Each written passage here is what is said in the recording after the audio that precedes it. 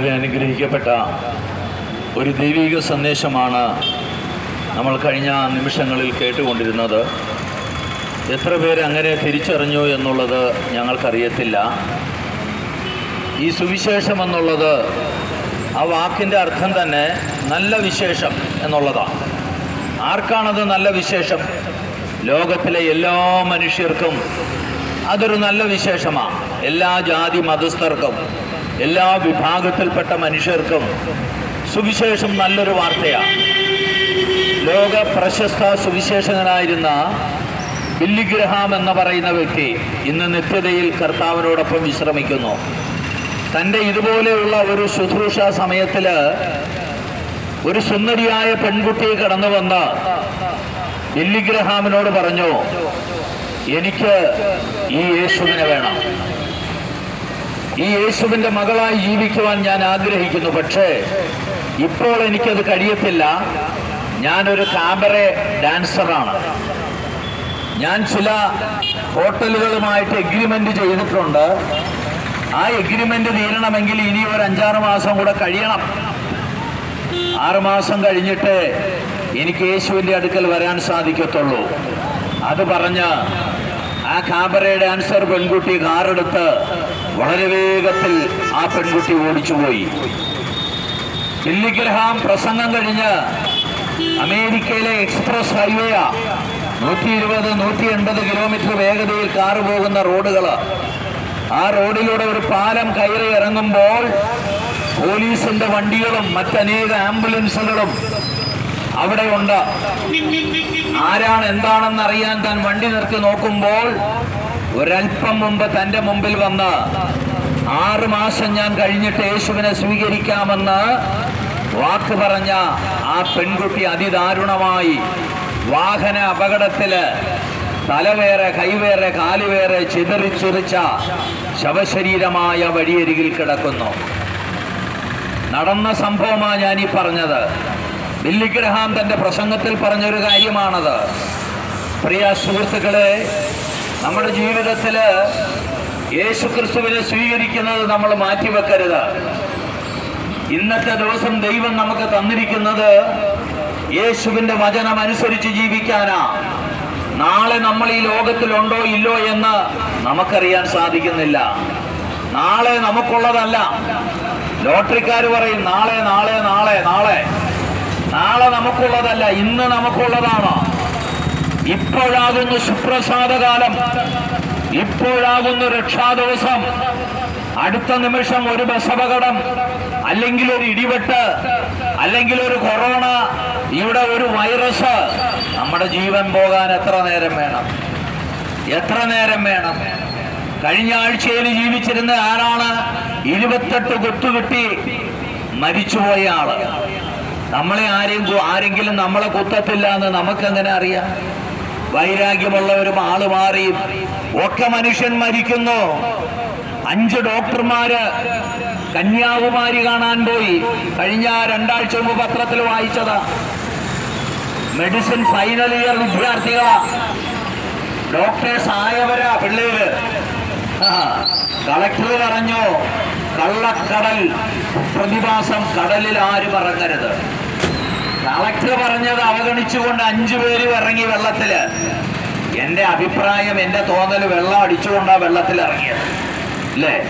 വെള്ളം അടിക്കുമ്പോൾ ഒരു തോന്നലൊക്കെ ഉണ്ടാവും വെള്ളത്തിൽ ഇറങ്ങണമെന്നൊക്കെ. പക്ഷെ അവരുടെ അവസാനത്തെ ദിവസമാണെന്ന് അവരറിഞ്ഞില്ല. എത്ര ലക്ഷം രൂപ മുടക്കിയാണ് അവരെ ഡോക്ടറാക്കിയത്?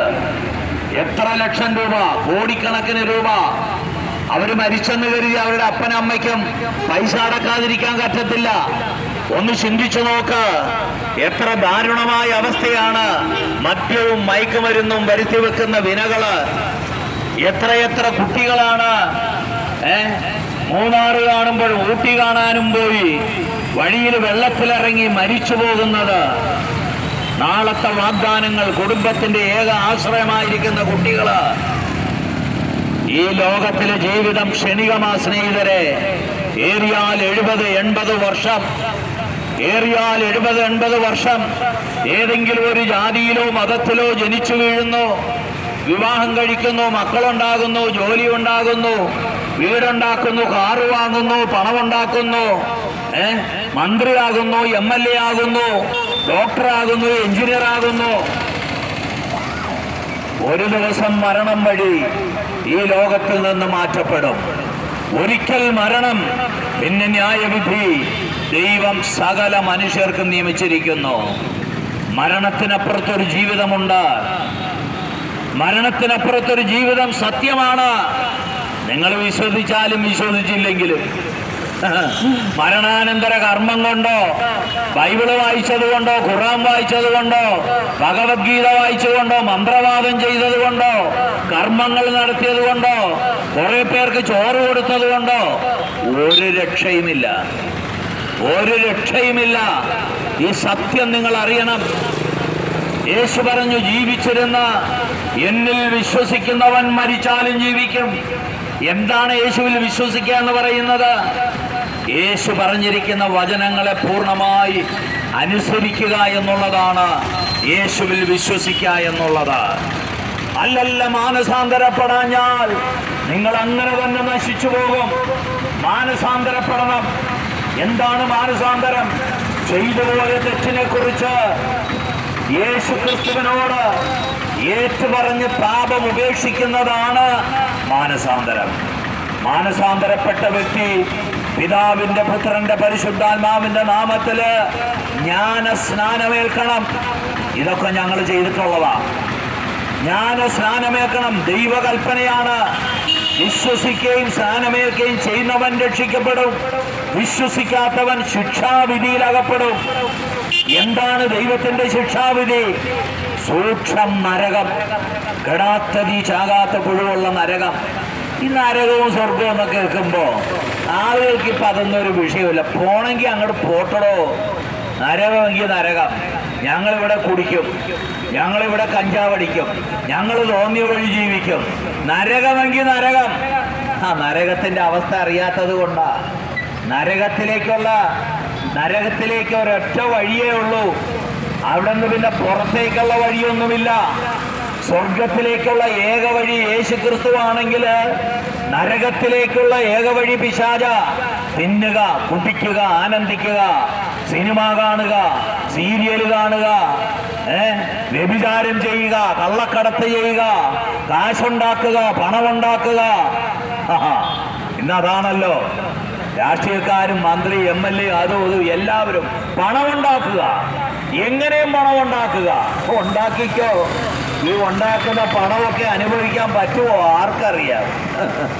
ആർക്കറിയാം?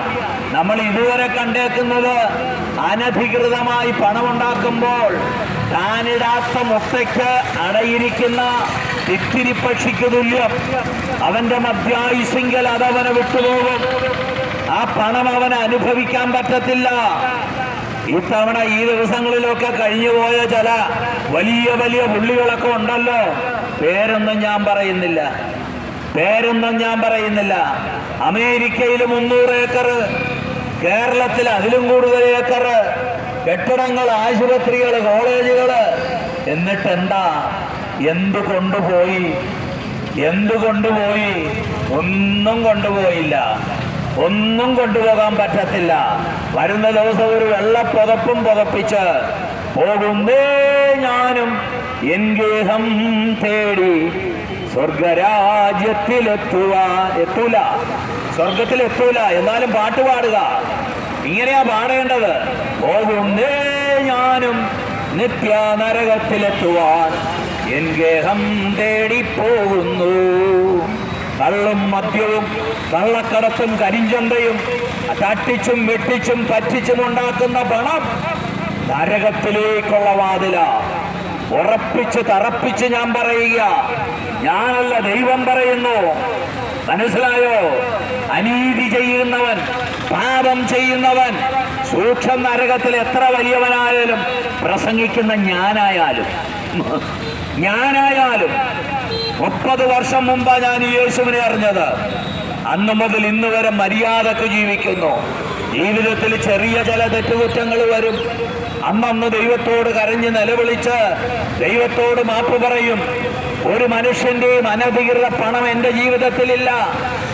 മനസ്സിലായോ? എന്നെപ്പോലെ തുടങ്ങിയ പലരും ഇന്ന് കോടീശ്വരന്മാരായി നരകത്തിന്റെ അധിവാസികളായി.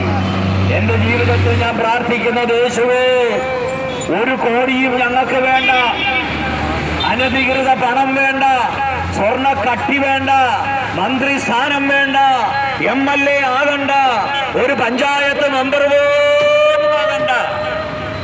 യേശുവിന്റെ വചനം വിളിച്ചു പറഞ്ഞുകൊണ്ട് വഴിവക്കിൽ നിൽക്കുന്നവനായി, ഉണ്മാനും ഉടുക്കാനുമുള്ളവനായി, മറ്റുള്ളവരുടെ മുമ്പിൽ ഇരക്കാതെ ജീവിക്കാനുള്ളത് തന്ന ദൈവം എന്നെ വഴി നടത്തണം.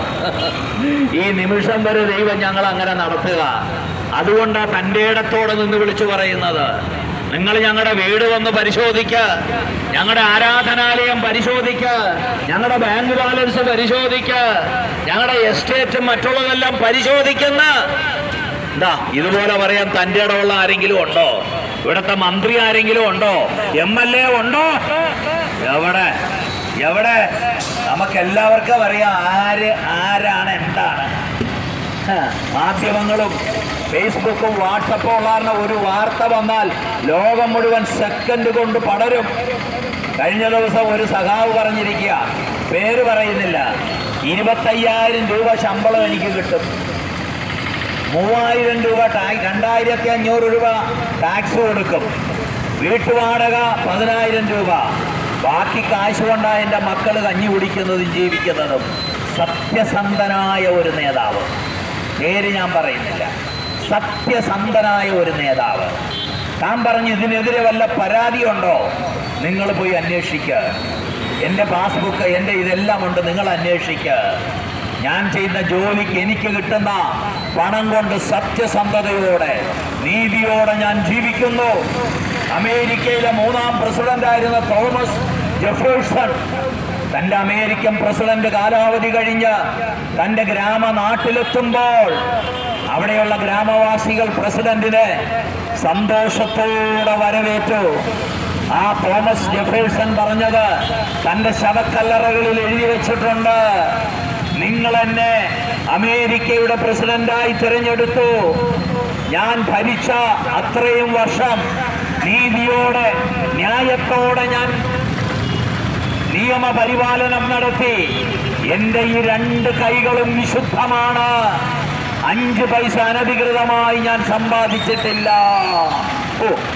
എത്ര നല്ല വാക്കുകളാണത്, എത്ര നല്ല വാക്ക്. ഞങ്ങളുടെ യേശു ജനിച്ചു വളർന്ന യെരുശലേമിൽ നിന്ന് വിളിച്ചു ചോദിച്ചു, നിങ്ങളിൽ ആർക്ക് എൻ്റെ പാപത്തെ കുറിച്ച് ബോധ്യം വരുത്താം? 33 വയസ്സുള്ള ഒരു ചെറുപ്പക്കാരന്, നല്ല ആരോഗ്യം, എന്തെല്ലാം പാപങ്ങൾ തൻ്റെ ജീവിതത്തിൽ വരാം, ഏതെല്ലാം പാപങ്ങൾ തനിക്ക് ചെയ്യാം. പക്ഷേ ഒരു സ്ത്രീയുടെ മുഖത്ത് പോലും കാമ ഇച്ഛയോടുകൂടി നോക്കിയില്ല. കുഞ്ഞുങ്ങളെ സ്നേഹത്തോടെ എടുത്ത് ലാളിച്ചു, കുഞ്ഞുങ്ങളെ കാമത്തോടുകൂടി നോക്കിയില്ല, സ്ത്രീകളെ നോക്കിയില്ല. തൻ്റെ ജീവിതത്തിൽ ഒരാൾക്കും ഒരു കുറവും പറയാൻ ഇന്നേ വരെ കഴിഞ്ഞിട്ടില്ല. ഞങ്ങളുടെ നേതാവ് അങ്ങനത്തെ നേതാവാ. ആ നേതാവിന് തുല്യം വെക്കാൻ ഇവിടെ ഒരു നേതാവുമില്ല സ്നേഹിത, ഒരു മതസ്ഥാപകരുമില്ല. അല്ല, തുല്യം ചൊല്ലുവാൻ ആരുമില്ലേ നിന്നെ പോലെ യേശുവേ.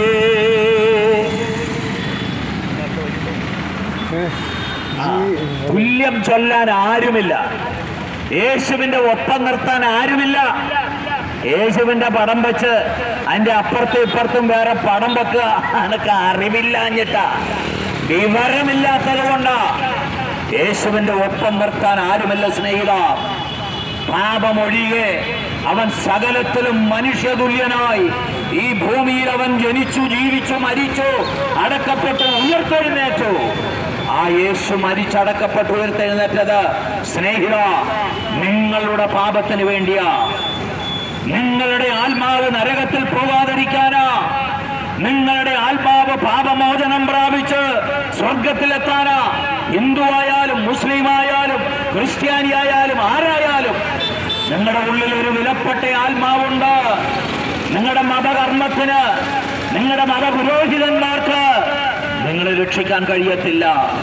നിങ്ങളുടെ മരണാനന്തര കർമ്മങ്ങൾക്ക് രക്ഷിക്കാൻ കഴിയത്തില്ല. മരണാനന്തര കൂദാശകൾക്കോ പ്രാർത്ഥനകൾക്കോ ദാനധർമ്മങ്ങൾക്കോ കഞ്ഞി വീഴ്ത്തലിനോ ഒന്നിനും നിങ്ങളെ രക്ഷിക്കാൻ കഴിയാതിരിക്കുമ്പോൾ യേശു പറയുന്നു, വാ എന്റെ അടുക്കൽ വാ, എന്റെ അടുക്കൽ വാ. നിങ്ങളുടെ പണമോ കാശോ ഓട്ടോ ഒന്നും എനിക്ക് വേണ്ട. നിങ്ങളുടെ ഹൃദയം എനിക്കൊന്നതാ, നിങ്ങളുടെ ഹൃദയം എനിക്കൊന്നതാ. ഞാൻ നിങ്ങളുടെ ഹൃദയത്തിൽ ഒന്ന് വസിക്കട്ടെ. ഒന്നും വേണ്ടാത്ത ഒരു നേതാവ്, 10 പൈസ പോലും ചോദിക്കാത്ത നേതാവ്, ഒരോട്ടും ചോദിക്കാത്ത നേതാവ്. നീ യേശുവിനെ ചീത്ത പറഞ്ഞെങ്കിലും യേശു ഇന്ന് നിന്നെ സ്നേഹിക്കുക കേട്ടോ. ഞാൻ പലതരത്തിൽ യേശുവിനെ പരിഹസിച്ചിട്ടുണ്ട്, ചീത്ത പറഞ്ഞിട്ടുണ്ട് പണ്ടൊക്കെ അറിവില്ലായ്മയില്. യേശു അതൊക്കെ ക്ഷമിച്ചു എന്നോട്. ഞാൻ ഇന്നോക്ക് 30 വർഷം മുമ്പ് മദ്യത്തിന് മയക്കമരുന്നിന് അടിമയായി ഈ തോപ്പുംപടി ഓൾഗാബാറ്, ഇന്നിപ്പോ അവിടെ ഒരു ജ്വല്ലറി ഏതാണ്ടൊക്കെയാ. ദൈവത്തിന് നന്ദി പറയുക. സകല ബാറുകളും ജ്വല്ലറികളാകട്ടെ, മനസ്സിലായോ? അപ്പോ ഇവിടെയൊക്കെ കുടിച്ചു നടന്ന ഒരു ഭ്രാന്തനായ മനുഷ്യനാ. എന്റെ കൂട്ടുകാർ മുഴുവനും ചത്തു, കുടിച്ചു ചത്തു, കുടിച്ചു കരൾ വീർന്ന് ചത്തു. ഞാൻ മാത്രമാ ഇന്ന് ജീവനോടെ ഇരിക്കുന്ന എൻ്റെ കൂട്ടുകാരിൽ 1-2 പേരേ ഉണ്ട്. 10-69 വയസ്സായ എനിക്ക് കുതിര പോലെ നിന്ന് യേശുവിനെ പ്രസംഗിക്കുക, കുതിര പോലെ യേശുവിനെ പ്രസംഗിക്കുക. ചെറിയ അസുഖങ്ങളൊക്കെ ഉണ്ട്, അതൊന്നും സാരമില്ല. ഇന്ന് മരിച്ചാലും ഒരു കർമ്മവും എനിക്ക് വേണ്ട, ഒരു ശവസംസ്കാരവും വേണ്ട, ഒരു പ്രാർത്ഥനകളും എനിക്ക് വേണ്ട, ഒരു ശവക്കുഴി പ്രാർത്ഥനയും വേണ്ട, ഒരു ഓർമ്മ ഓരോ വർഷം തോറും ഓർമ്മ പ്രാർത്ഥന വേണ്ട, ആണ്ട് വേണ്ട, നേർച്ച വേണ്ട, പള്ളിയിലച്ചന്മാര് വരണ്ട, കുരിശു വരയ്ക്കണ്ട, എഴുന്നള്ളത്ത് വേണ്ട, ഒന്നും വേണ്ട. എല്ലാം തട്ടിപ്പും ചതിവും വഞ്ചനയുമാണ്. ജീവനോടെ ഇരിക്കുമ്പോൾ യേശുവിനോട് ഒരൊറ്റ വാക്ക് പറഞ്ഞാൽ മതി. നിങ്ങളുടെ പാപം എത്ര വലുതായാലും, നിങ്ങളുടെ പാപം എത്ര കടിഞ്ചുവപ്പായാലും എന്റെ യേശു അതിനെ ഹിമം പോലെ വെളുപ്പിക്കും. എന്റെ യേശു വെളുപ്പിച്ചാൽ നീ ഒരു പാപിയല്ല സ്നേഹിത. നിന്റെ ഭാര്യ, നിന്റെ വീട്ടുകാര് നിന്നെ ഇന്ന് ശപിക്കുന്നെങ്കിൽ യേശുവിന്റെ മകനായാൽ നിന്റെ ഭാര്യയും നീയും കൂടെ നിന്ന് പ്രസംഗിക്കും. എന്റെ യേശുവാണ് എന്റെ മദ്യത്തിൽ നിന്ന് രക്ഷിച്ചത്, എന്റെ യേശുവാണ് എന്റെ പാപത്തിൽ നിന്ന് രക്ഷിച്ചത്. ഇപ്പൊ നിന്നെ പിശാച് നരകത്തിലേക്ക് കൊണ്ടുപോയിക്കൊണ്ടിരിക്കുക. മദ്യം കാണിച്ച്, മയക്കുമരുന്ന് കാണിച്ച് നരകത്തിലേക്ക് കൊണ്ടുപോവുക. നരകത്തിലേക്ക് പോകാൻ പോകുന്ന നിന്റെ കൂട്ടുകാര് നിന്നെ വലിച്ചുകൊണ്ടിരിക്കുക. വാടാ, ഞാൻ മേടിച്ചു തരാടാ, കാശില്ലെങ്കിൽ ഞാൻ മേടിച്ചു തരാടാ. നരകത്തിലുള്ള പിശാചിന്റെ കൂട്ടുകാരവര്. നിനക്ക് ആ കൂട്ടുകാരി വേണോ? നിന്നെ സ്നേഹത്തോടെ വിളിച്ച് സ്വർഗരാജ്യത്തിലെത്തിക്കുന്ന യേശു എന്ന നല്ല സ്നേഹിതൻ വേണോ? യേശു എന്ന നല്ല സ്നേഹിതൻ, ജാതിയില്ലാത്ത, മതമില്ലാത്ത, കറുപ്പ് വെളുപ്പില്ലാത്ത, കാശിന്റെ ലോകത്തില് സ്നേഹം കാണിക്കാത്ത ഏറ്റവും നല്ല സ്നേഹിതൻ സ്നേഹത്തോടെ നിങ്ങളെ വിളിക്കുന്നു. യേശു വിളിക്കുന്നു, യേശു വിളിക്കുന്നു, സ്നേഹമോടെ തൻ കരങ്ങൾ നീട്ടി യേശു വിളിക്കുന്നു. സ്നേഹമോടെ തൻ കരങ്ങൾ നീട്ടി യേശു വിളിക്കുന്നു. കണ്ണീരെല്ലാം തുടയ്ക്കും, കൺമണി പോലെ കാക്കും. കണ്ണീരെല്ലാം തുടയ്ക്കും, കൺമണി പോലെ കാക്കും. കാർമേഘം പോലെ കഷ്ടങ്ങൾ വന്നാലും കനിവോട് നിന്നെ കാത്തിടും താൻ. കാർമേഘം പോലെ കഷ്ടങ്ങൾ വന്നാലും കനിവോട് നിന്നെ കാത്തിടും താൻ. യേശു വിളിക്കുന്നു, യേശു വിളിക്കുന്നു, സ്നേഹമോടെ തൻ കരങ്ങൾ നീട്ടി യേശു വിളിക്കുന്നു. വിളിക്കുന്നു. ആരെയൊക്കെയോ എൻ്റെ യേശു വിളിക്കുന്നു. ആരൊക്കെയോ അവരുടെ ഹൃദയത്തോട് സംസാരിക്കുന്നു. ആരോടൊക്കെയോ യേശു പറയുന്നു, വാ എന്റെ അടുക്കൽ വാ. മണവാട്ടി പറയുന്നു, സഭയും പറയുന്നു, വരിക. പിശാചും അവന്റെ കൂട്ടരും അപ്പുറത്തെന്ന് പറയുന്നു, നീ ഞങ്ങളുടെ കൂടെ വാ, നീ ഞങ്ങളോടൊപ്പം വാ. യേശു വിളിക്കുന്നു, പിശാചും വിളിക്കുന്നു. ആരുടെ വിളിക്കാൻ നീ ചുവല് കൊടുക്കുന്നത്? ആരുടെ വിളിക്കാൻ നിന്റെ ചെവി കൊടുക്കുന്നത്? യേശുവിന്റെ വിളിക്കാണ് ചെവി കൊടുക്കുന്നതെങ്കിൽ എന്നോട് ചേർന്നൊരു ചെറിയ പ്രാർത്ഥന പ്രാർത്ഥിക്ക്. ചെറിയ പ്രാർത്ഥന. ആരോടും നീ ചോദിക്കണ്ട. നിന്നെ രക്ഷിപ്പാൻ കഴിവുള്ളവൻ, ഇതുവരെ ചെയ്ത പാപം ക്ഷമിക്കാൻ കഴിവുള്ളവൻ, ഇനി പാപം ചെയ്യാതിരിക്കാനുള്ള ശക്തി തരുന്നവൻ, നിന്റെ ആത്മാവ് ശരീരത്തിൽ നിന്ന് മാറുമ്പോൾ നേരിട്ട് ഡയറക്റ്റ് സ്വർഗരാജ്യത്തിൽ എത്തിക്കുവാൻ അധികാരമുള്ളവൻ. സ്വർഗത്തിലും ഭൂമിയിലും സകല അധികാരങ്ങളും യേശുവിനാവുള്ളത്. പിണറായിക്ക് കേരളത്തിലെ അധികാരമുള്ളൂ, നരേന്ദ്രമോദിക്ക് ഇന്ത്യയിലെ അധികാരമുള്ളൂ, ജോ ബൈഡന് അമേരിക്കയിലെ അധികാരമുള്ളൂ. യേശുവിന് ലോകത്തിലും ഈ ലോകത്തിലെ സകല രാജ്യങ്ങളിലും നരകത്തിലും പാതാളത്തിലും എവിടെയും അധികാരമുള്ളവനായ യേശു. എവിടെയായാലും യേശുവിന്റെ കണ്ണ് കാണും. ഇവിടെ നിൽക്കുന്ന നിന്നെ കണ്ടുകൊണ്ടിരിക്കുക, നിന്റെ ഹൃദയത്തിലെ ഞരക്കം കണ്ടുകൊണ്ടിരിക്കുക. വീട്ടുകാര് നാട്ടുകാര് മുഴുവൻ തള്ളിക്കളഞ്ഞു. പലത് ചെയ്തിട്ടും ഒരു ഗതിയും പരഗതിയുമില്ല. ചാകാനായിട്ട് പലവട്ടം ആലോചിച്ചു, നടക്കുന്നില്ല. ദൈവം നിന്നെ സംരക്ഷിച്ച് സൂക്ഷിച്ച് ഇവിടെ കൊണ്ടുവന്നതാ. ഞങ്ങളെ ഇവിടെ കൊണ്ടുവന്നതാ. എന്റെ മക്കൾ ചിലർ നിപ്പുണ്ട്. വലിയ കൂട്ടമൊന്നും വേണ്ട, ഞങ്ങൾക്കിവിടെ വലിയ ഓഡിയൻസ് ഒന്നും വേണ്ട, വലിയ പന്തലും മൈക്കും ഒന്നും വേണ്ട, ഇവിടെയുള്ള എം പിയും കൗൺസിലർ MLA ഒന്നും വേണ്ട. ഞങ്ങൾ വിളിച്ചു പറയുന്ന ദൈവത്തിന്റെ വചനം ദൈവത്തോളം വലിപ്പമുള്ളവ. ആദിയിൽ വചനമുണ്ടായിരുന്നു, വചനം ദൈവത്തോടുകൂടെ ആയിരുന്നു, വചനം ദൈവമായിരുന്നു. വചനം ജഡമെടുത്ത് കൃപയും സത്യവും നിറഞ്ഞവനായി നമ്മുടെ ഇടയിൽ പാർത്തു. ആ വചനം നടന്ന് നിങ്ങളുടെ അടുക്കലെത്തുക. ആ വചനം നടന്ന് നിങ്ങളുടെ അടുക്കലെത്തുക. തട്ടിക്കളയല്ലേ, നിങ്ങളുടെ ഹൃദയം അടയ്ക്കല്ലേ, നിങ്ങളുടെ ചെവി അടച്ചു കളയല്ലേ. ഇത് അവസാനത്തെ ചാൻസാ, ഇത് അവസാനത്തെ ചാൻസാ. ആരോടൊക്കെയുള്ള ദൈവത്തിന്റെ കൽപ്പനകളാണ്. ഇത് അവസാനത്തെ ചാൻസ്. എന്നോട് ചേർന്ന് ഈ ഒരു ചെറിയ പ്രാർത്ഥന പ്രാർത്ഥിക്ക്. ആ പ്രാർത്ഥന അത്ഭുതത്തിന്റെ പ്രാർത്ഥനയാ. നിങ്ങളുടെ സ്വഭാവത്തെ അടിമുടി മാറ്റുന്ന പ്രാർത്ഥനയാ. പിശാചിന്റെ കയ്യിൽ നിന്ന് നിന്നെ പറിച്ചെടുക്കുന്ന പ്രാർത്ഥനയാ. മദ്യഷാപ്പിൽ നിന്ന് നിന്നെ അടിച്ചിറക്കുന്ന പ്രാർത്ഥനയാ. ദൈവരാജ്യത്തില് ദൈവമക്കളോടൊപ്പം ഇരുത്തി ദൈവിക നന്മകൾ അനുഭവിച്ച് നീ ദൈവത്തെ സ്തുതിക്കുമ്പോൾ മനസ്സിലാവും. ഞായറാഴ്ച വൈകുന്നേരം ഞാൻ അവിടെ വെച്ച് പ്രാർത്ഥിച്ച പ്രാർത്ഥനയുടെ ഫലം. ഈ പ്രാർത്ഥന നീ തട്ടിക്കളിഞ്ഞാൽ നിത്യ നരകത്തിൽ നാശത്തിൽ കിടന്ന് കെടാപ്പതിയും ചാകാപ്പവുമുള്ള നരകത്തിൽ നീ വീഴുമ്പോൾ അയ്യോ അയ്യോ, ഞാൻ പ്രാർത്ഥിച്ചില്ലല്ലോ, ഞാനത് തട്ടിക്കളഞ്ഞല്ലോ, നരകം സത്യമാണെന്ന് ഇപ്പോഴെനിക്ക് ബോധ്യമായി. ഏതനുഭവമാണ് നിങ്ങൾക്ക് വേണ്ടത്? യേശു നിങ്ങളെ സ്നേഹത്തോടെ വിളിക്കുന്നു. യേശുവിന്റെ സ്നേഹം ഈ ലോകത്തിലെ സ്നേഹമല്ല. പല സ്നേഹങ്ങളും മാറിപ്പോകും. തുണിക്കടയിൽ ആലുക്കാസിൽ ചെല്ലുമ്പോൾ സ്നേഹമുണ്ട്, പെപ്സിയും പരിപ്പോടയും തരും. കൂട്ടുകാർ തമ്മിൽ കള്ളുപിടിച്ച് സ്നേഹിക്കും. അപ്പനമ്മ മക്കളെ സ്നേഹിക്കും. രോഗം വന്ന, വൃക്ഷരോഗം വന്ന അപ്പനമ്മമാരുടെ ബന്ധം മാറും, ഭാര്യാഭർത്തർ ബന്ധം മാറും.